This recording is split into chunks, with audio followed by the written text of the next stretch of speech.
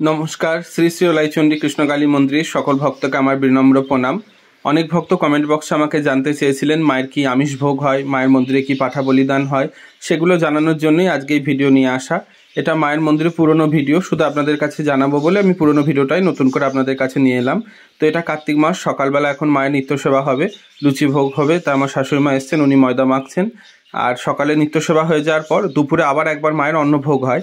আশ্বিন মাসের সংক্রান্তি থেকে কার্তিক মাস সংক্রান্তি 1 মাস মাকে প্রতিদিন অন্নভোগ দেওয়া হয়। অন্নভোগের মধ্যে 5 রকম ভাজা, ডাল, তরকারি, একটা আলুর দম, চাটনি, পায়েস, এক দিন এক এক রকম ঘুরিয়ে ফিরিয়ে রান্না করা হয়। তো রান্নাটা মায়ের শিবঘরের পাশে একটা ছোট্ট ভোগ ঘর আছে, সেখানে আমার স্ত্রী ভোগটা প্রতিদিন রান্না করে। আগে আমি করতাম, এখন আমি আর করি না, এখন ওই রান্না করে। সকালে এই ভোগগুলো সব হয়ে যাওয়ার পর মায়ের ভোগের ঘরে দিয়ে যায়, সেখানেই সব জোগাড় হয়, দিয়ে অন্নভোগটা নিবেদন হয়। আর এখন যেটা দেখছেন, সকালে যেহেতু মায়ের একবার পুষ্পান্ন দিয়ে দুপুরে অন্নভোগ হয়েছিল, তার কারণে এখন সন্ধ্যেরাত্রি, যেটা মায়ের কালী পুজোর দিন আর কি, যেটা মায়ের পুজো হবে, তখন সাদা অন্ন, আরও 5 রকম তরকারি, যেগুলো একবার সকালে দেয়া হয় সেগুলো আর দেওয়া হয় না। আবার নতুন করে আরেকবার ধুয়ে পাকলে বাসন মেজে গুজে নিয়ে আবার নতুন করে সবজি আমান্য করে তারপর আবার মায়ের ভোগটা তৈরি হয়। তো মায়ের যেহেতু প্রতিদিন নিরামিষ ভোগ হয়, একদিনের জন্য আমি আর কোনো বাসনে আমিষ করি না। আমিষ রান্নাটা সম্পূর্ণ আলাদা করে হয়। 5 রকম মাছ থাকে, চিংড়ি মাছ, রুই মাছ, ইলিশ মাছ, তারপর আপনার মাগুর মাছ, এরকম অনেক রকম মাছ থাকে। সেগুলো আমার ঘরে একটা মায়ের কড়াই আছে, গ্যাসের মধ্যে মা ওগুলো সব আমাদের রান্নাঘরেই ভেজে নেয়। আমাদের বাড়িতে সবাই নিরামিষভোজী নয়, মাছটা খায়, আমি সম্পূর্ণ নিরামিষভোজী, আর আমার বাবা, আর বাকি আমার মা, স্ত্রী, আমার বাচ্চারা এরা মাছ খায়, যার কারণে বাড়িতে শুধু মাছটুকুনি ঢোকে। মাংস, ডিম, পেঁয়াজ, রসুন এগুলো আমাদের ভিটেই কোনো কিছু ওঠে না। কালী পুজোর সময় পাঠা বলিদান হয় ঠিক কথায়, তবে সেগুলো দিয়ে দেওয়া হয়, প্রতিবেশী যারা আছে তারাই সেগুলো প্রসাদ নিয়ে নেয়, আমাদের বাড়ির লোক কেউ কিছু নেয় না।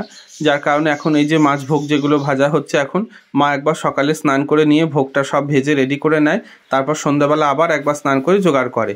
আর যেহেতু মায়ের বাসনে, একই বাসনে মদন গোপালের ভোগ হয়, তার কারণে আমি কোনো বাসনে ঠাকাই না, এটা সম্পূর্ণ আলাদা একটা জায়গা। এই যে থার্মোকল কাগজের মতো যেগুলো, এগুলোর উপর সব ভোগটা সাজিয়ে নেওয়া হচ্ছে, তারপর মাটির কটোরার উপর রেখে মাটির থালায় মায়ের এই ভোগটা হবে।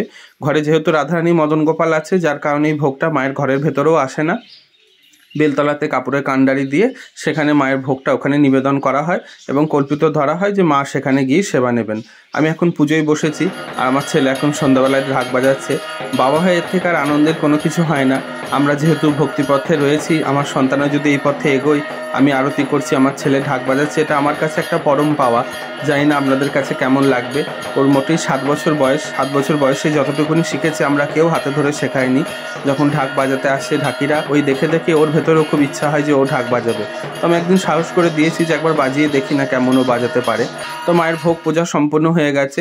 প্রসাদগুলো মায়ের বারান্দায় বের করে নিয়ে এসে মায়ের যে পারস থাকে তার মধ্যে একটু কাঁচা লঙ্কা, গন্ধরাজ লেবু, একটু নুন, অল্প একটু আমতেল, একটু ঘি, এগুলো দিয়ে প্রসাদটা সুন্দর করে একটু মাখিয়ে নিই। আমি যেহেতু ঠাকুর ঘরের কাপড়ে কাউকে স্পর্শ করি না, যারা মন্দিরে আসে তারা জানে, মন্দিরের কাপড় ছেড়ে যখন ঘরের কাপড় পরি তখন আমি আবার সবাইকে ছুঁই। আমার কাছে কোনো জাতি, ধর্ম, বিদ্বেষ কোনো কিছু নেই। যার কারণে মায়ের এই ভোগটা এখানে রান্না, যেটা নিবেদন করা হয়েছে, সেই প্রসাদটা সুন্দর করে মাখিয়ে নিচ্ছি। মন্দিরে যে ভক্তরা আসে, কেউ ওখানেই বসে দাঁড়িয়ে হাত পেতে প্রসাদ পায়, কেউ বা আবার প্লাস্টিকের করে আবার বাড়ির জন্য, তাদের সন্তানের জন্য নিয়ে যায়। তো আমি প্রথম প্রসাদ নিবেদন করে দিই আগে কুমারী মেয়েদের, এখন সবার কাছে প্রসাদ দেওয়া হচ্ছে। মায়ের পুজো সম্পন্ন হলো। ভিডিওটি আপনাদের কাছে কেমন লাগলো জানাবেন। সবাই খুব ভালো থাকবেন, মা কৃষ্ণকালীর কৃপায়। শুভরাত্রি।